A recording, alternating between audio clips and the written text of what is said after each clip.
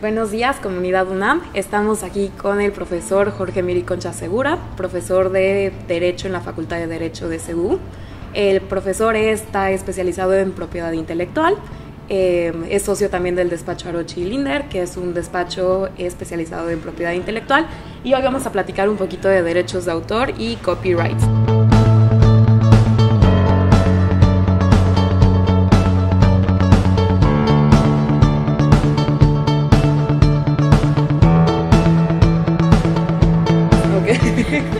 Perfecto. ¿Qué no se puede proteger con derechos de autor? Es una pregunta interesante.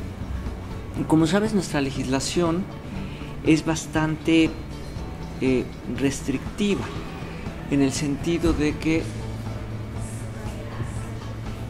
aquellos objetos o aquella materia que sale de la protección autoral está perfectamente delimitada en la propia ley. Es decir, la ley te va a decir cuáles son las cosas específicas que no entran dentro de la gran estructura de los derechos de autor. Dicho de una forma muy rápida, digamos, empecemos por las ideas. Las ideas no se protegen por derechos de autor. Lo que protege los derechos de autor por propia definición es la expresión de las ideas. Y así el artículo da un listado de objetos que, a juicio del legislador mexicano, dijo, esto se excluye de cualquier tipo de protección. Leyendas, refranes, frases cortas, tipos de medición, escalas, todo eso es lo que se excluye de protección autoral. Pero hay un listado específico dentro de la ley. Digamos, en términos generales, la parte más importante, por supuesto, es lo que ya mencionamos, que las ideas son aquellas que no se protegen. Justo quiero ahondar un poquito en esto de las ideas, porque existe como la gente piensa que si tienen una idea, como en Facebook, que tenían la idea de crear una red social, entonces ya estaba protegida. Entonces, ¿nos podrías dar algún ejemplo de a qué te refieres con que una idea no se protege?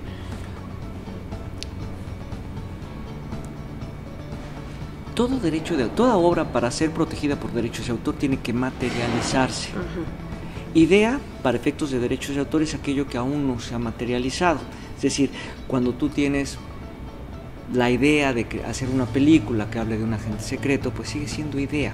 En el momento en que tú consigues al personaje, realizas las tomas, le das un diálogo, etcétera, en el momento que hay una ejecución y esa ejecución queda plasmada en un medio físico, en ese momento ya saltaste de la idea a la expresión, y lo único que protege los derechos de autor son esa expresión. Ok, la idea no.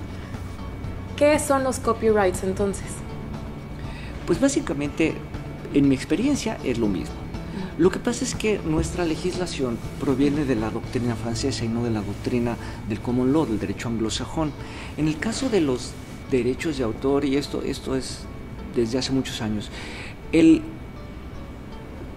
la vorágine de la protección, el meollo de la protección, ¿a quién se protege? Es al autor. Los derechos de autor se construyen alrededor de una persona, que es el autor. En cambio, el copyright, como su propio nombre lo dice, surge a raíz de la protección de la obra misma. Siempre hubo ese paralelismo entre las dos doctrinas, una protección dentro del copyright exacerbada para los efectos de la obra como tal, del objeto de protección, y en el caso de la doctrina francesa, que es la que nosotros tenemos, la doctrina mexicana, es una protección superior para las personas que crean, es decir, para los autores. Y esto se refleja no solo en la teoría, sino también en la práctica, dentro de la ley misma. La Ley Federal de Derechos de Autor, la mexicana, protege enfáticamente a los autores, dándole un acúmulo de derechos que hasta hace unos años en Estados Unidos ni siquiera se reconocían, ¿no? En Estados Unidos se protege más a la obra que a la persona. Ok, justo aprovechando que estás por acá en Estados Unidos, en UNAM Boston, ¿cuál ha sido la influencia de la legislación o de la doctrina americana en México? Y si has visto que haya habido una contribución de México para Estados Unidos en materia de derechos de autor. Pues mira, empecemos por la parte fácil.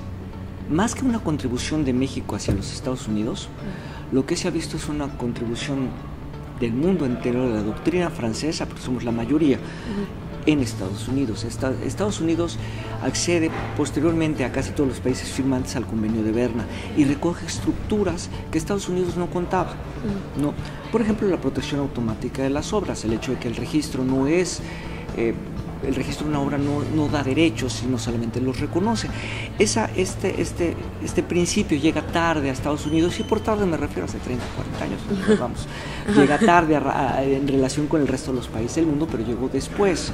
Un reconocimiento a los derechos morales, que en México son tan importantes, en Estados Unidos llega por un camino diferente, pero de nueva cuenta, llega después. Si hay un reconocimiento a los derechos morales previo, pero no como derecho moral derivado del autor, sino como protección de otras figuras, pero sí llega tarde a Estados Unidos. Pero no es una aportación propiamente de México hacia Estados Unidos, sino de la doctrina francesa del derecho de autor hacia los Estados Unidos.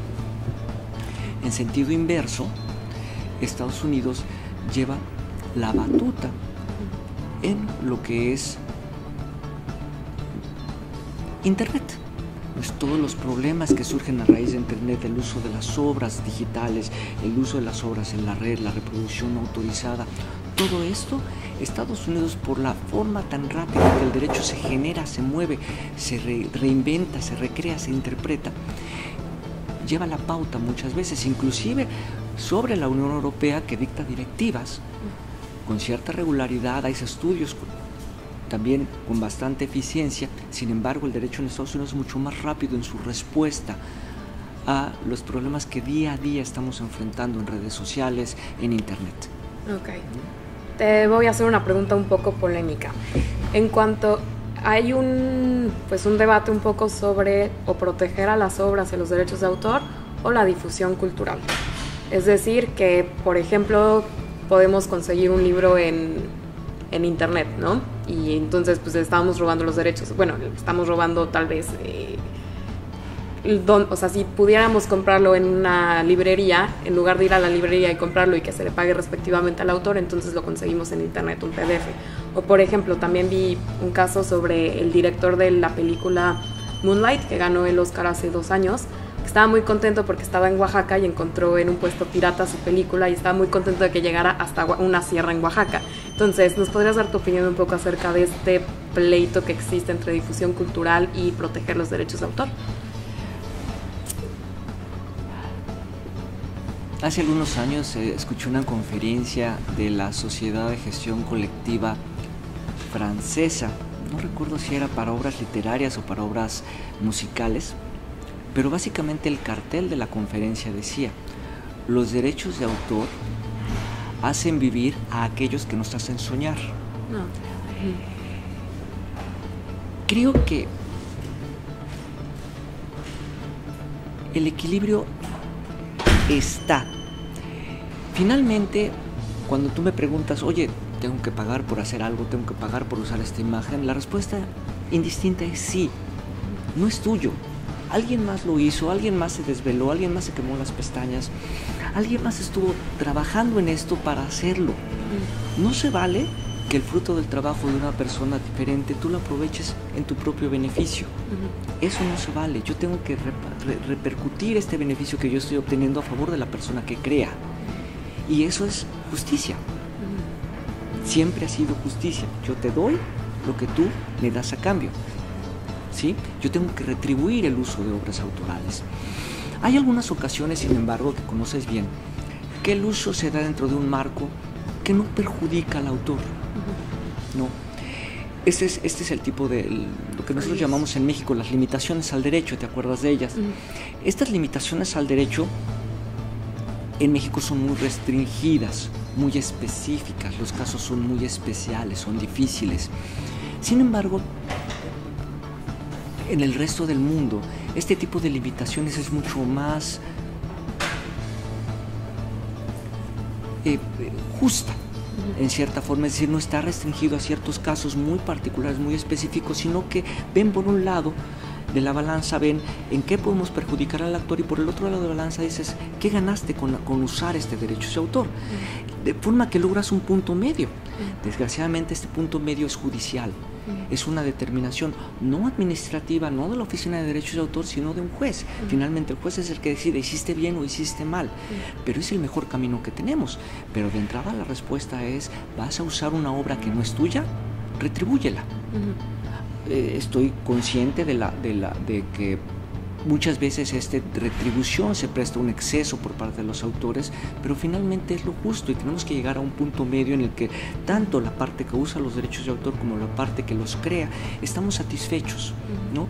Muchos autores han tomado el camino de defender la libertad del conocimiento, la libertad de expresión, y se han creado esquemas nuevos como el copyleft, ¿no? Como los Creative Commons, que a través del cual el propio autor permite que su obra sea utilizada bajo los términos y condiciones que él señala. Puede ser una licencia recíproca, tú quieres usar mi obra, entonces me vas a permitir a cambio que yo use la tuya. O puede ser simplemente te permito usar esta obra para fines que sean o educativos o culturales, pero no comerciales. Si quieres usarlo en fines comerciales, entonces págame. Entonces, de alguna manera, el pastel se está repartiendo. Y en este mundo donde todo es ya gráfico, el pastel se tiene que partir de forma más rápida. Nuestra legislación en México va de rodillas, vamos muy lento, pero vamos. En otros lados del mundo este tipo de discusiones son diarias y me parece que se han dado soluciones interesantes, siempre con el propósito de no desanimar a los autores, ¿no? Siempre hay que buscar que estos autores, estas personas que tienen esas sensibilidades, esta facilidad, sigan creando, porque a todos nos interesa que sigan creando. Claro. Y por último, ¿nos podrías dar un consejo, bueno, a la audiencia que está escuchando, que tal vez son artistas, creadores, diseñadores gráficos, etcétera, de cómo proteger sus obras? Más que cómo proteger sus obras, es cómo protegerse a ellos mismos, ¿no? Finalmente, el registro solo es un pasito más en el camino correcto. Pero en realidad, ustedes como artistas, lo que tienen que hacer es controlar su obra. No empiecen a desperdigarla por todos lados. Hay que llevar un cierto control. Lo que nosotros hemos visto en la práctica es que en la medida en que el autor es ordenado, lleva sus bocetos, sus borradores, los fecha, los va guardando, los va organizando, tiene un archivo completo, es mucho más fácil defenderlo contra cualquier uso de terceros. De nueva cuenta, el registro solo es un arma más. Sí, claro, se recomienda, el registro generalmente es muy básico, muy sencillo, muy barato y muy rápido. En México el registro de derechos de autor lo pueden tener hasta en 24 horas o menos, ¿no? Si te vas una mañana a Indautor, en la tarde sales con tu registro. Sí, entonces el orden aquí es trascendental. ¿Por qué? Porque la persona que va a usar su obra va a buscar capitalizar sobre el desorden. No tengo un documento, no tengo algo que acredite o demuestre que efectivamente yo creé esa obra. ¿Cómo lo vas a sostener?